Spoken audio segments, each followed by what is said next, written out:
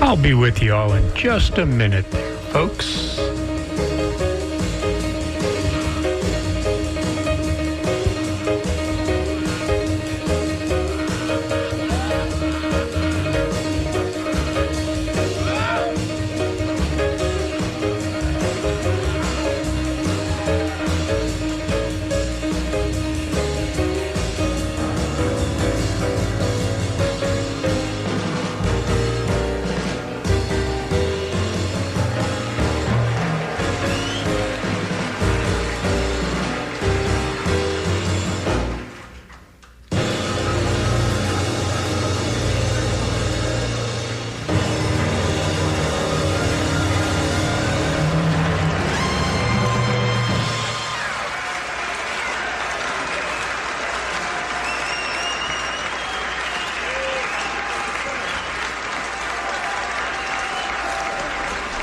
Sorry, Annie, we were having a little glitch here. Be right there.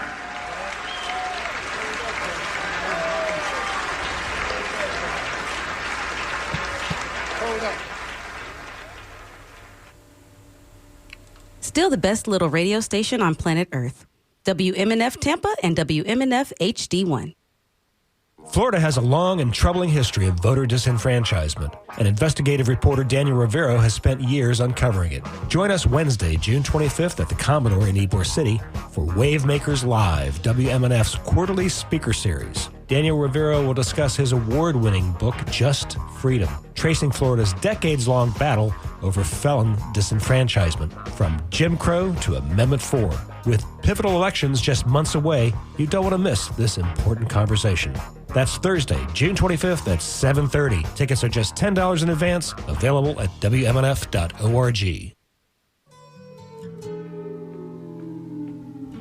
comes the sun, here comes the sun, I say it's all right. Good morning. You're listening to the Sustainable Living Show, broadcasting live from WMNF Tampa. And we are on 88.5, where every Monday at 11, we bring you conversation with local experts.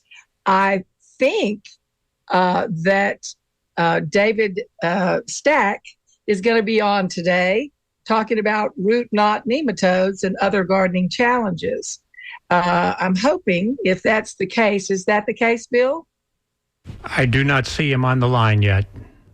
Okay. But I do have Kitty for you.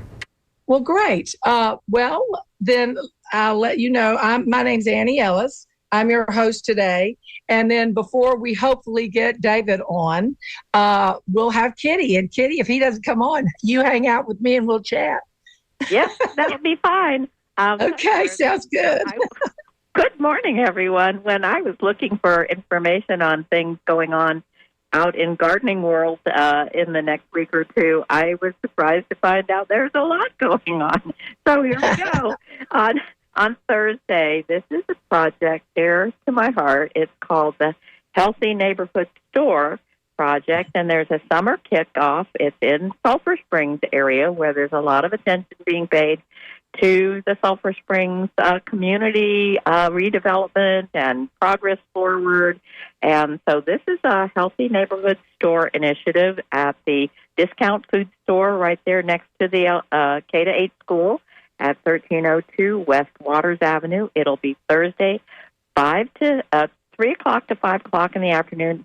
Fresh food, free health screenings, flavor-packed cooking demos. So it's easily the best thing you'll probably find out on a Thursday afternoon. Then on Friday, there's a compost giveaway by the city of Tampa in East Tampa at Al Barnes Park at 3100 East 18th Avenue. I put the link in the Facebook page for today so that if you can sign up and let them know when you're coming, that's helpful because it's happening on Friday this week and Saturday starting at 9 o'clock. Bring your own containers. The compost is all natural compost that's been properly made by the Veranza compost company out in Seffner. It's awesome. I wish everybody would have a chance to see that at some point. That might be a great show because they do their stuff out there. Also, let's see, on Saturday, there are 3 things going on. So we'll turn to Gulfport next. Little Tree Homestead is hosting a vermicompost workshop, raising worms to make fertilizer. That'll be this Saturday at 5418 19th Avenue South. And they'll be showing you how to naturally raise your worms, and that'll make you some fertilizer naturally.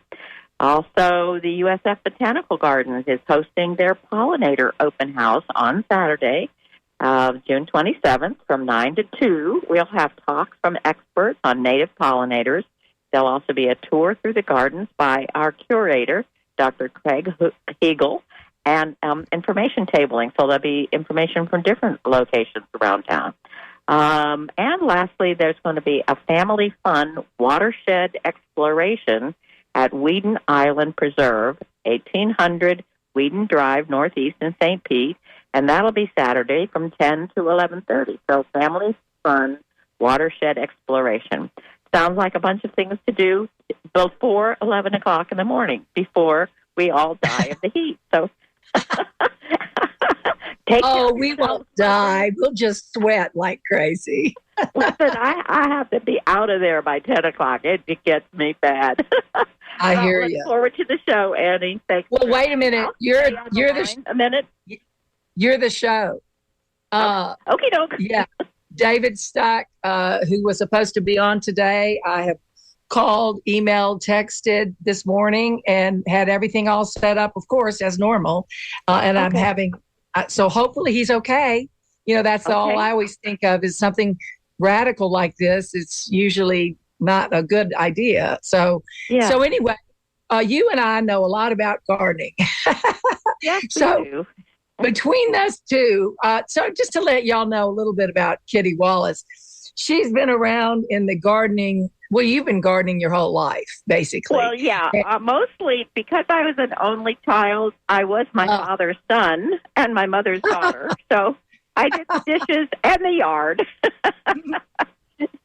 And then your husband was a big gardener too, wasn't he? Oh, he absolutely was. His whole family was on the conventional Southern country boy, kind of the template of having your garden in the backyard next to your compost pile. So that was all very a part of his life and then part of my life growing up. My parents were refugees from the urban world of the Northeast. So neither one of my actual parents, now my grandparents on my mom's side were all part of early farmers in Lancaster County in Pennsylvania. But it kind of didn't shift down to my mom. She was like, I'm going to college. See you guys. She chose otherwise. Yeah, she had other things on her mind. But, so I didn't really get a whole lot in my immediate family on gardening other than yard work. And I did enjoy yard work. I mowed and I trimmed and I did all those things. But I learned everything really from my husband and his family because they were lifelong, generation-long gardeners in the backyard. Well, so that started your quest on knowing more and doing more. Because I don't know if you guys know this, but probably so. Kitty Wallace is very community-oriented, and she organizes a lot of things and participates in a lot of things that are already organized. So I know that she and what was your buddy's name that y'all started that community garden in Tampa Heights? Yeah. Sure, Lena Young Green. Yeah, Lena Young Green is a force of nature all on her own. She is. So she's an advocate for all the children and in the East Tampa area and the Tampa Heights area. So she's working steadily this summer with several children's programs. So that's wonderful right there. Yeah, and so you guys, when did y'all start that community garden in Tampa Heights? Because that was like one of the first, or might have been the first community garden. Well, just a teeny bit of history. I'm going to go back to the 1990s when the American Community Gardening Association did a survey across the country to find out where community gardens were. It seems like a valuable thing to know. And guess what? They found that in the state of Florida, there was one community garden, and it my was gosh. in Sarasota. Yes, Wow. 1990s, and comparing to all the other cities and all the other states, like Philadelphia had over Philadelphia. 700 community Their- gardens. Their Even urban Portland. situation was amazing in Philadelphia. It's unbelievably gorgeous. Yes. Well, they have the Pennsylvania Horticulture Society. That's like 200 years old. Like it's from the origins of our country, the Pennsylvania wow. Horticulture Society. So they have their firm footing and foundation in horticulture in Pennsylvania. You don't think about that exactly when you think about the word Philadelphia, but in fact, they are one of the cities with the most community gardens. There's also cities like Boston and Austin, Texas, and Seattle for sure. Many, many, many community gardens all over the country. But in the whole state of Florida, one community garden in Sarasota in the 1990s. So here in the Tampa Bay area, I'm sure there were some gardens that were in different locations, and I know the Progress Village area had a small community garden starting up before the 2010s, but right at about that time, the 2009, 2010s, the Seminole Heights Community Garden was really the first established, formed community garden with plots and memberships and irrigation schedules and all that. And you had to go before the city council, wasn't it? Or was it even more than that? It was the city council and then present it and then let them know exactly how it was going to go and such? Yeah, exactly. They was concerned because some folks had started a community garden and had not been able to keep it up.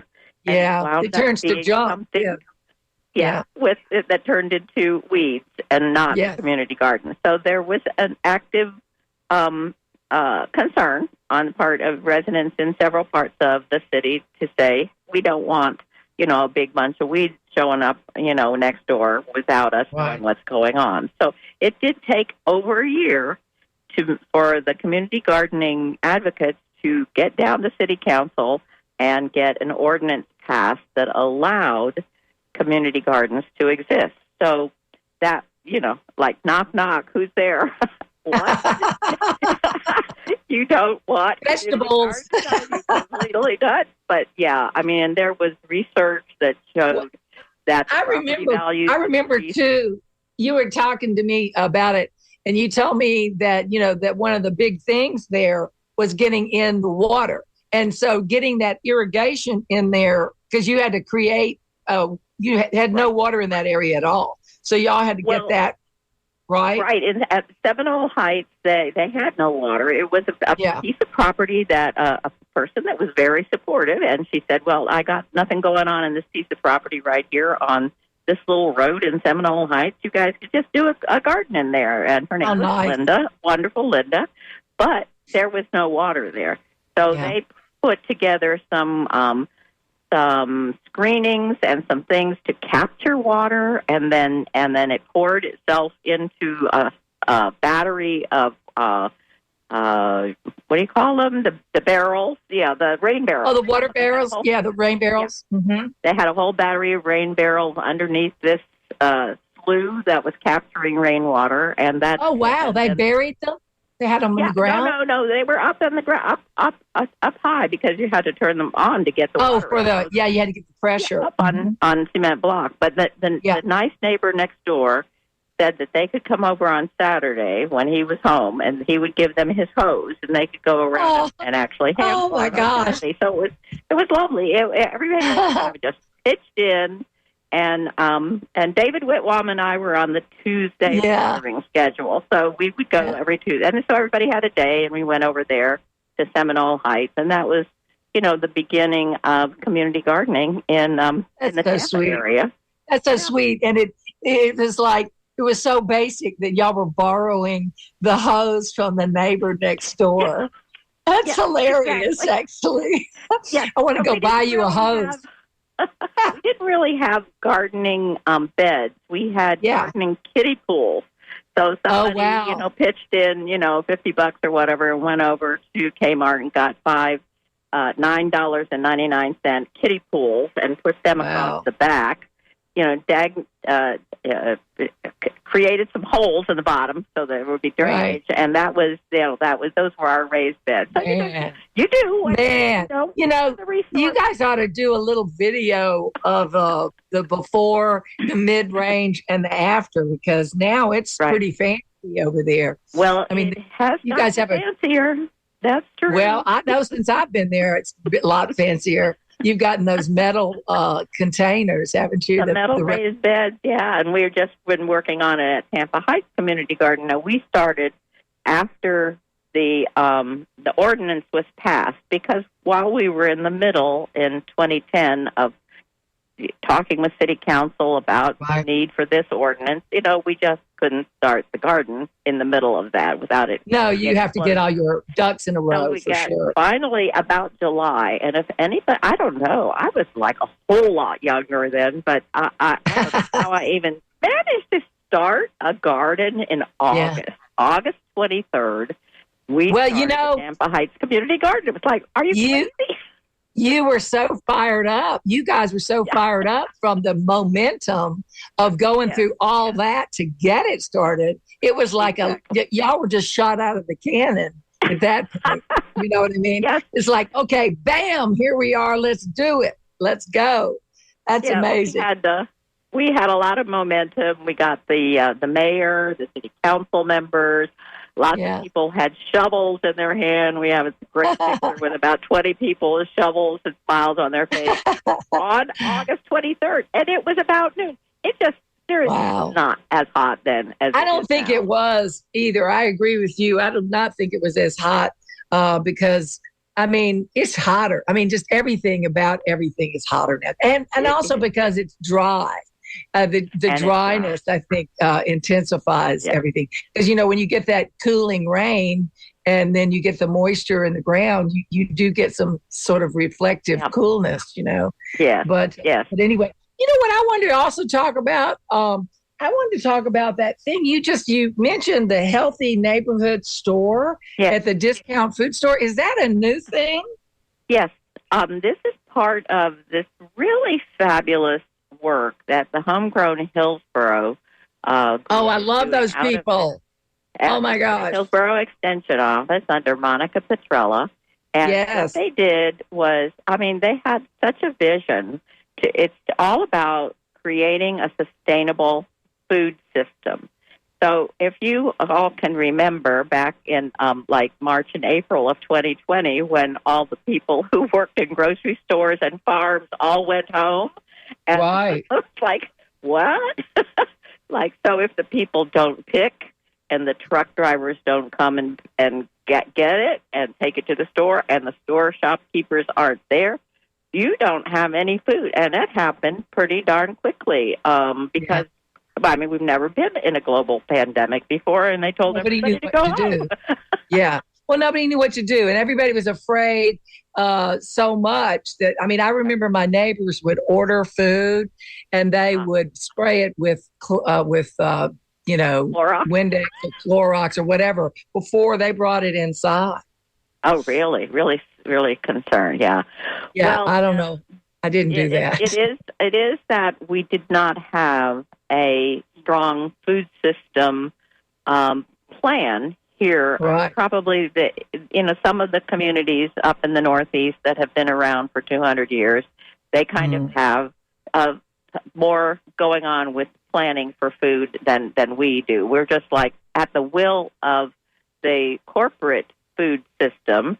And so, they could do whatever, they will pay the farmers in Hillsborough County a contract for all their food, and they will take it to, Arizona and Wisconsin. And at one point, when we first started gathering information about community gardening, I talked to the agent at the Hillsborough County Extension Office, and he said that 95% of the food grown in Hillsborough County went out of the state of Florida through contracts with commercial businesses. So that makes sense. Tells you something. That I remember when I first moved to Florida, and I was like trying to buy fish, and there was no fish, they sent it all away. And Right. I was just amazed because I was, originally I was from, Mobile, Alabama. And, we have so much seafood there, and you can Yeah. just get it from anybody. Basically you could go to the Yeah. dock and buy it from the guy. And so I was really surprised because it was exactly what you just said about all the other things. That was the same thing. It was all pre-bought and sent out. But yeah, that's like, what I did. Kind of contracts, and I don't fault the farmers. They're growing No. food. They're a business Yeah. and so forth. But what's happening now with the Homegrown Hillsborough group is to really make an assessment of the food system and make an Yeah. improvement. So we have a That's good. multi-layered grassroots system as well Yeah. as a competitive system within the local growing communities. So one Yes. of those Yes. pieces is The to lo- have a healthy corner store or a healthy neighborhood store where Mhm. the people that are growing food in the vicinity, like we've got people that are growing food all in East Tampa, all kinds of places, and Oh, yeah. by making connections, and the Sustainable Living Project over there across from Lowry Park Zoo, and all kinds of people are growing at Sweetwater Farm, and Well, there's so many CSAs too. so many local people with the Yeah. CSAs, and we've got, bless her heart, Nicole Doobie and the Doobie's Mobile Market in Pasco County. So it's not like we can't find people growing food. It's that Right. there's was not necessarily a system in place. But Well, and by that was- working, That's what I noticed, Kitty, when all this pandemic happened, is when I was perfectly fine because I went over to, Jim Kovaleski's and got my CSA every week. And what I ended up doing is I was bored to tears, So I would go take road trips to different farmers, and it was just, one-on-one, and I would get vegetables and interview them and talk about them in different ways. But it was really interesting because I wasn't really affected because I had been getting CSAs for a long time. Right. But Right. the general public, they just go to the grocery store and they don't really know the farmer, and so they don't know any of those kind of things. And that's what I found to be so interesting is that if we knew, because a friend of mine recently, even they moved downtown and they said, "Oh, we just found, what's the name? Meacham's. We just found this wonderful place, Meacham's." And I'm like, "Oh my gosh, the thing's been there for years." And that was the thing. It's like they just stumbled onto it, and the general public just doesn't know enough about where to go and how to do it. And you say it's the Homegrown Hillsborough is the connector for all this? Well, it is right now in Hillsborough County, and they had the Pinellas County food system folks invited several experts, including our Hillsborough Monica Petrella over there, to talk about food system issues in Pinellas County, to take a look at what the state of the food system is and what kind of improvements can be made to broaden accessibility to everyone. And that's one of the things that, we've discovered this word that all of a sudden kind of got a catch on it, this food desert word, that people live in an area where there's not access. But, the people who live in the food desert have pointed out that is a natural phenomenon in the world where there's a desert because of lack of rainfall. Food desert is not a natural phenomenon. It is a decision being made at corporate level. It is. That there's not enough profit to put a grocery store in a certain neighborhood. So therefore, people in certain neighborhoods do not have access. And so that is really more of a food apartheid situation. It really is. It's the rich rules and the poor making sure suffer. that people really quite understand that food desert is not a word that everyone is appreciating. Well, and like you said, it's not a word everybody appreciates or even knows about. And a lot of these things that we're talking about, the general public just doesn't have a clue.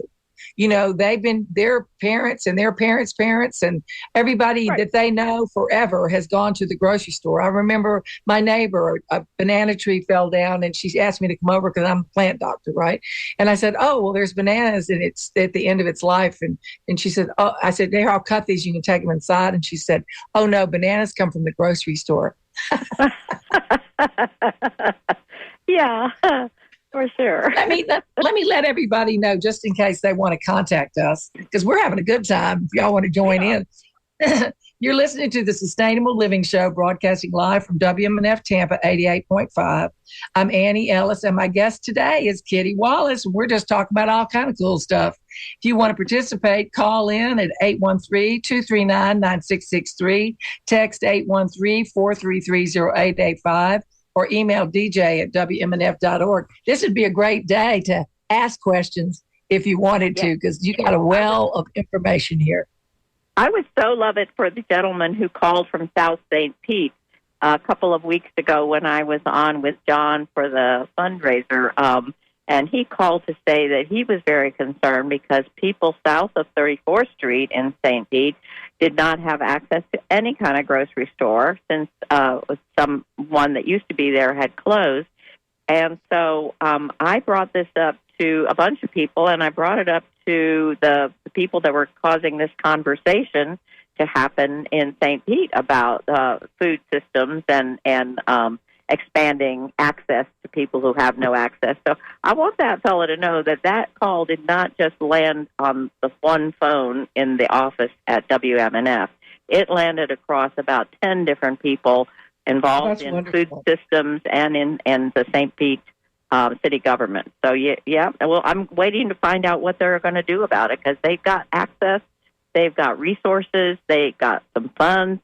They can figure out how to get some, So you precipitated that from that one call and then put all these people together to where it can happen. It just didn't happen because it's only been about 4 weeks, so yeah.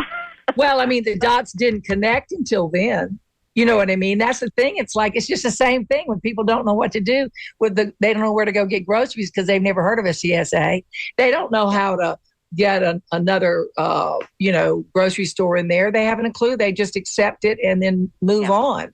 But you're one of those movers and shakers that doesn't accept it. I'm in the same mindset. Right. Just because we can make sure everybody knows how to navigate this, the information, and make connections that people can use to make improvements. Yes. So I have to say, this neighborhood corner store, this healthy neighborhood store. We used to call it a corner store, but it's called neighborhood store. So healthy neighborhood store in Sulphur Springs coming up Thursday afternoon is a project that's broadening the food system so that we can demonstrate that an individual little grocery store can, with a little help and a little connection, can start their own produce section in their little grocery store. It doesn't have to be so just cool. that tired little Washington apple that, nobody wants because they taste horrible. Like, bless their hearts, they have a little basket with red apples. If you've ever decided to try one of those red apples, you probably have never done it again because they have been out in the world for months waiting for somebody to buy and them. Pick too early to begin with. Yeah. Yes. So this is a model that we're hoping we can demonstrate it just because we're doing it. Why not? Exactly. And, a lot of that fresh food that these farmers are growing, and staying on the vine until the last minute kind of a situation, that's going to be tasting so much better. And most of these guys that are doing that are doing it in an organic fashion or close to it anyway. And, so they're close by. I mean, they're in Luce, they're in Wesley Chapel, they're in Town. They're your neighbor. I mean, they're just here, and we just haven't made, there hasn't been enough of an incentive to make those connections work, but they're all capable of making themselves work. Yep. Up here, Kitty, around different seasons, they'll have big boxes of things out front of the convenience stores to sell.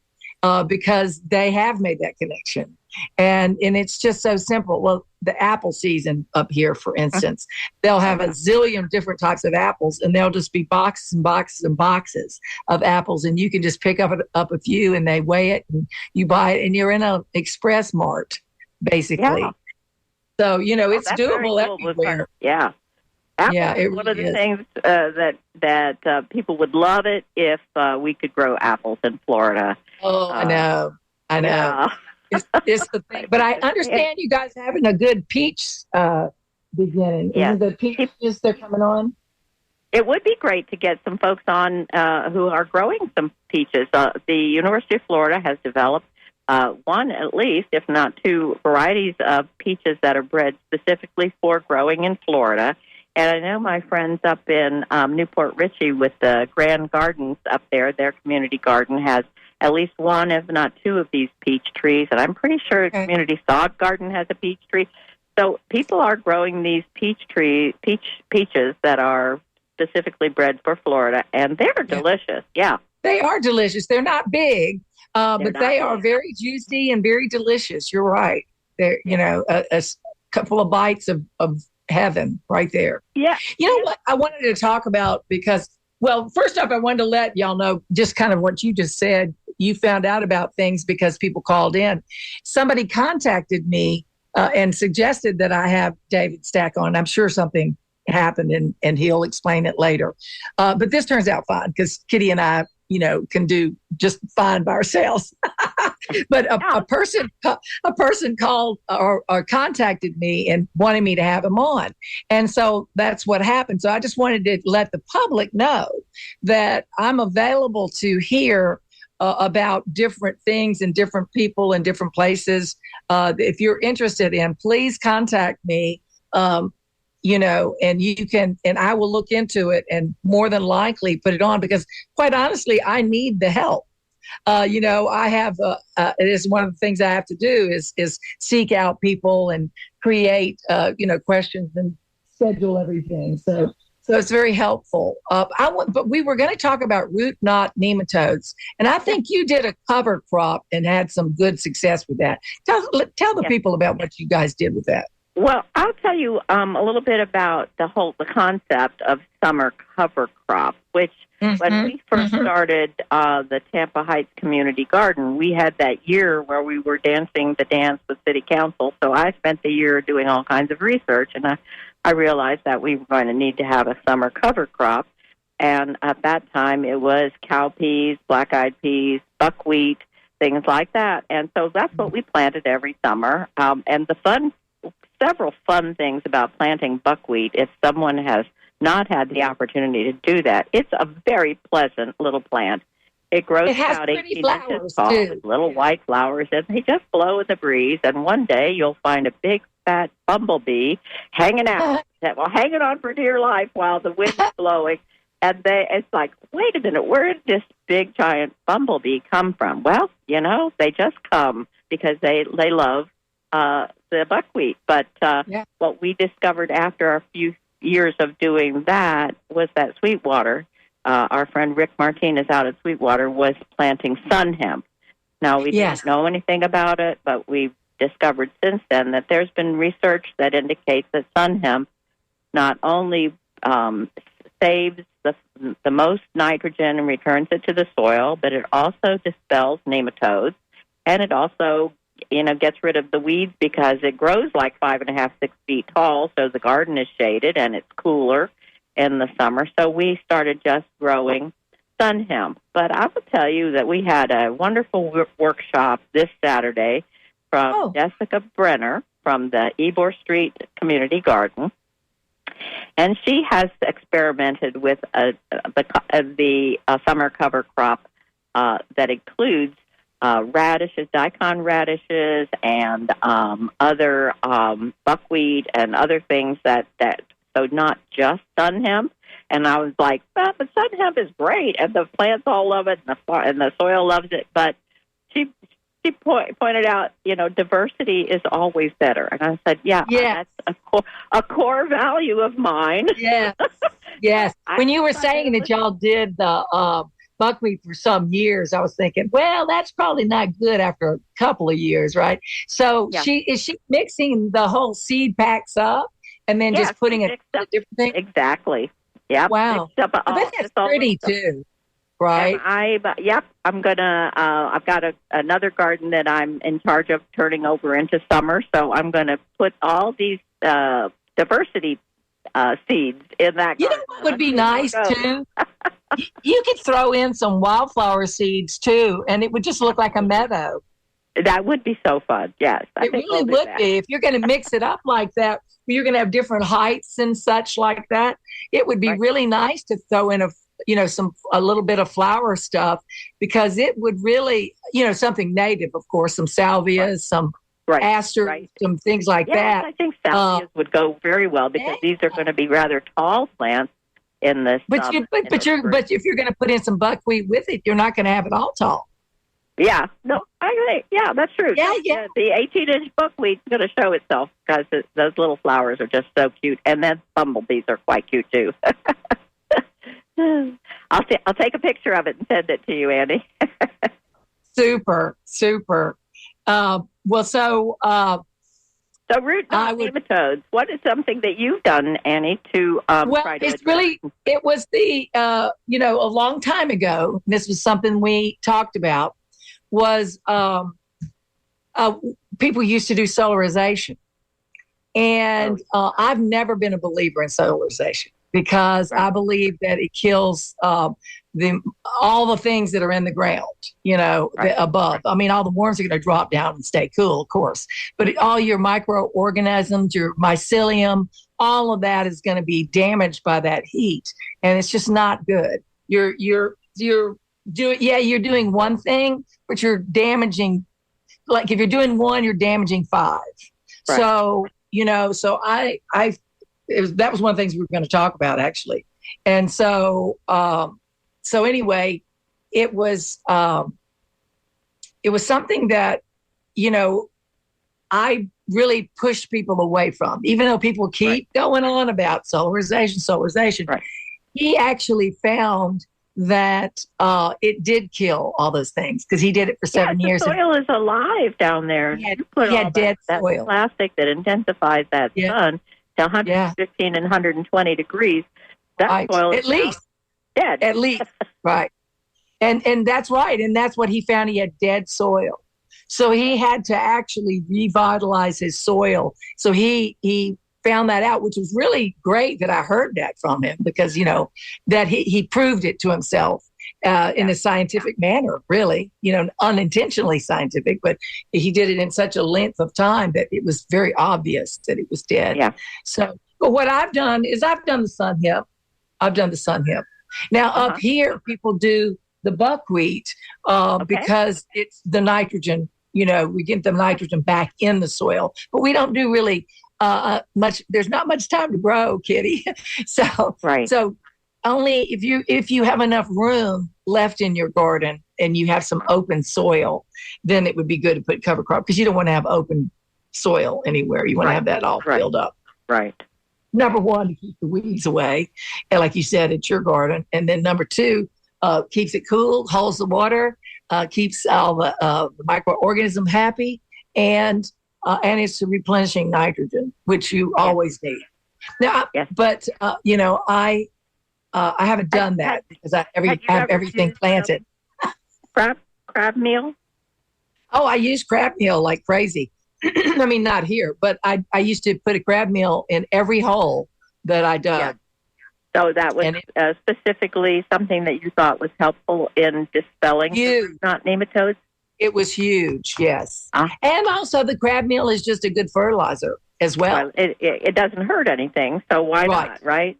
And then the other part about that is if you keep your plants healthy, they can handle some stress, the healthier you keep your plants, the more stress they can handle. So we had one garden that the gardener was pulling out their plants, and we were together at the time, and we were looking at the roots, and it's like, well, no wonder your plants weren't growing, Greg. Right. These Right. plants all have very, very distinct root knot nematodes going on. There, you can see all of that. So what I did was I moved Greg to another garden, and I put, I guess, probably 5 pounds of crab meal down at I just Wow. turned it carefully, and then I closed that garden. And then what we did in January, we planted broccoli because I did my research, and broccoli is a plant that root knot nematodes do not like. Oh, that's Did you know good that? to know. Yeah. Yes.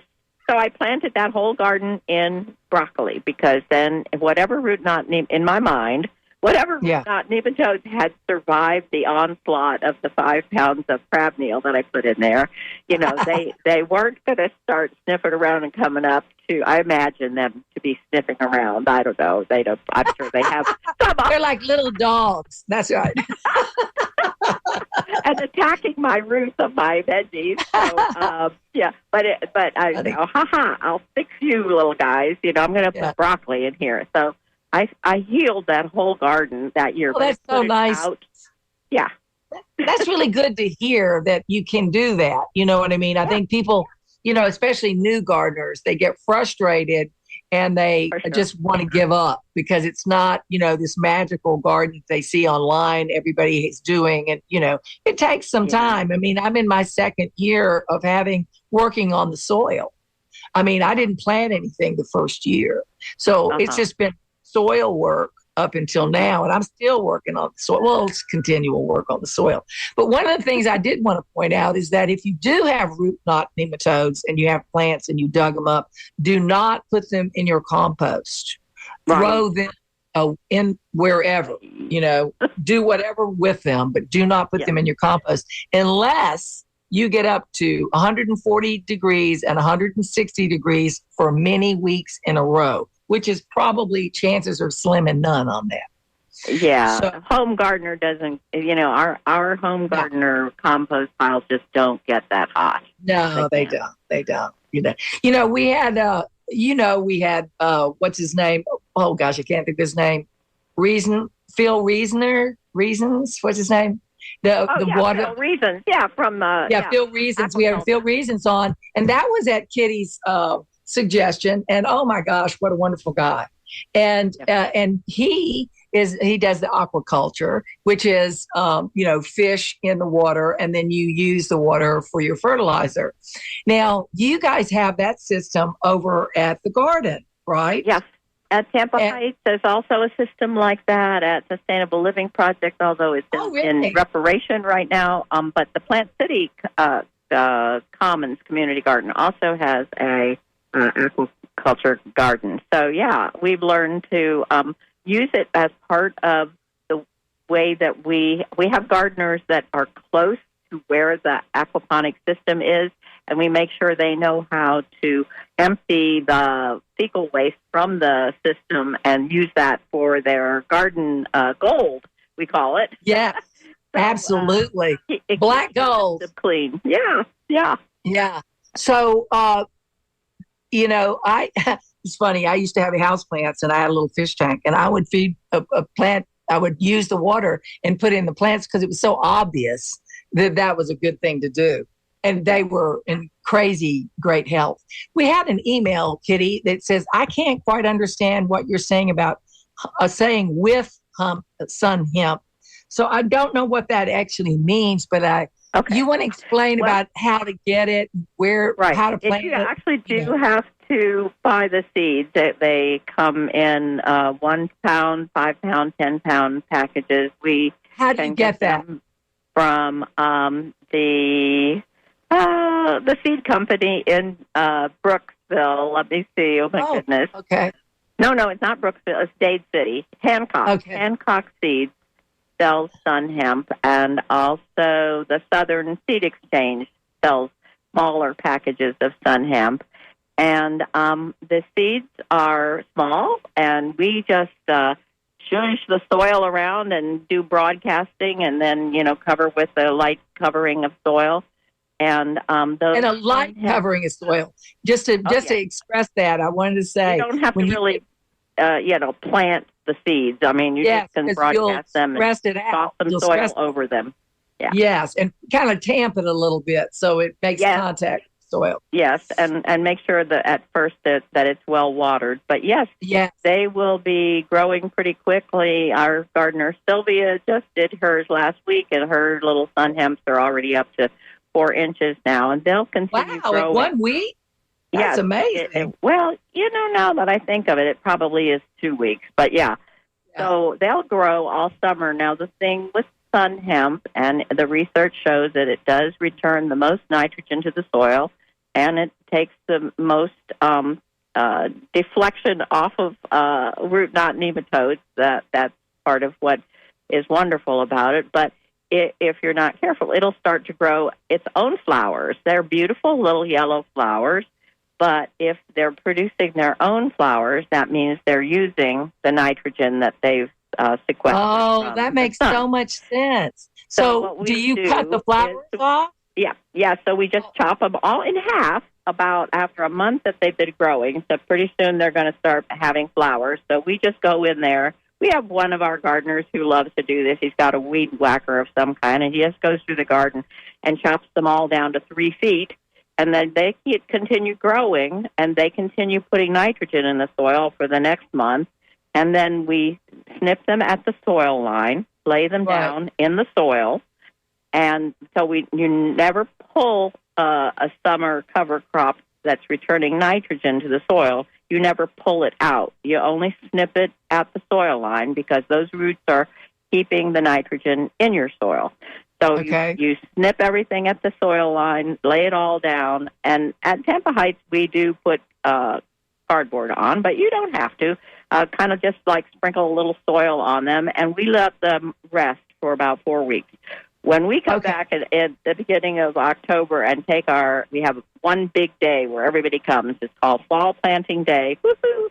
And we come on that day and pull our cardboard off, and we find that everything has gone into nature. Those leaves, everything from those plants that we laid down in the soil has all returned to the soil, except for some of the thicker Right. roots. Not roots, but stems. The Some of the stems. thicker stems. Yeah, so we Yeah. kind of have to get them out The of woody there. 'Cause they- stuff. So the they woody drive you stuff nuts, is the but- only stuff that you take out. And then do you just throw that into the compost? Yeah, Yeah. sure. See, that's a I hope really that good tip. That's a very good that tip helps about me. not taking the roots out.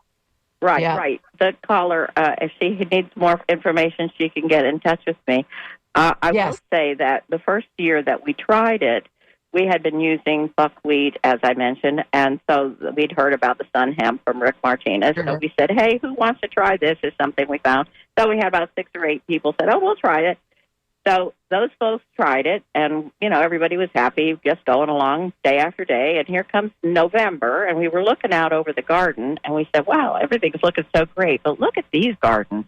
These gardens are really, the plants in these Oh, are you really saw the difference. thriving. And then somebody else in the group said, "But who was the one that planted all the sun hemp?" And I am telling you, 1 for 1. The people who planted sun Wow. hemp that summer are the people that had That's the super most cool. beautiful gardens that November. So we said, okay, that's it. We're doing it. Makes me want, I don't know how I would do it, in this short weather that we have, but that would be wonderful to be able to get that. Yeah. Well, I I gotta would imagine. I don't know. I'm going to have to think on that, Annie. Yeah. Sometimes Okay. I just need Hey. to think about stuff. You do. You don't just react, you respond, and you think Because it through. does take us before a whole 2 months to grow them up, cut them in Yeah. half, cut them down at the soil line, lay them down, give the garden a rest, and then it's but it's we what really- we need here in Tampa to we let really our can't do soil- much till June, right. the beginning of I June. mean, They people say want really. to do their okra and everything that first year that we said, okay, we're doing this, everybody's doing it, and we had the okra liners. Oh, okra. They're like, okay. Maybe all you you should okra designate people, one thing for just okra. go over So- there. I'm going to clear this garden, and all you Yeah. okra people, plant your okra over there, and just That's don't bother me. That's the okra field. So you had mentioned to get in touch with you. Would you like to let people know how to get in touch with you, Kitty? Sure. My email address is kittwal@aol.com. Perfect. Cleverly a diminutive form of my name. Yes, and it's easy to remember too. Yes. So Kitty's very active in the community and does so much, and she does this call-in for us every week now. It's turned out to just be a perfect solution instead of dancing around trying to find somebody to do it. It's just become it's Kitty Wallace's slot now, events from the garden. And I will tell you that when we had our great opportunity last year with the USDA Urban Agriculture Grant that we were working with the city of Tampa to implement, we were able to really bring our website up to absolute top-notch form. So we have on our Coalition of Community Gardens website a feature where all the gardens that are participating, and that's over 60 community gardens in the area. So now have their own page, and they can put their own events, and those are searchable. So if somebody just feels like hanging out in a garden and they want to Google stuff in a garden in Tampa on Saturday, June 27th, information will just start popping up. Oh, that's fantastic to know. Yes. That's really good. We should post that on the Sustainable Living WMNF. Just make its own post with that information. Okay. I think that would be really great. Yeah. Even in other gardening sites, too. This morning, Annie, I'm surprised somebody hasn't called in to challenge. I know. I have said this morning. We don't get a lot of calls, but I get a lot of feedback on how much they enjoyed it. You know what I mean? Like, people tell me how much they enjoy the information, and maybe that's what they want, is they don't want to slow down the flow of information. Maybe that's it. Right. I don't know. Or they're, driving and they're listening and they're not able That's to. True. That's true. Well, we don't want them to be. They're driving. No, we don't like to hear car accidents on the other end of the road. No, we don't want to be a part of that, for sure. That's for sure. Well, thanks for hanging out with me. I really appreciate it. Turns out that David had it marked on another day. That was one of the days that we had talked about, and it was the finalized one version got missed somehow. Well, I'm looking forward to having him come back on another day, because I wanted to, hear what he has to say. But I'll tell you who is just a fabulous participant in this food system improvement mission that we're on around here in Central Florida is Nicole Doobie.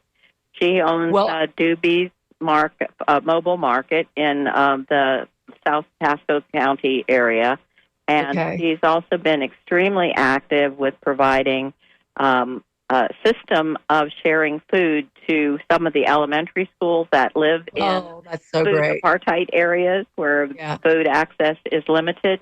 So she's got a lot on the ball.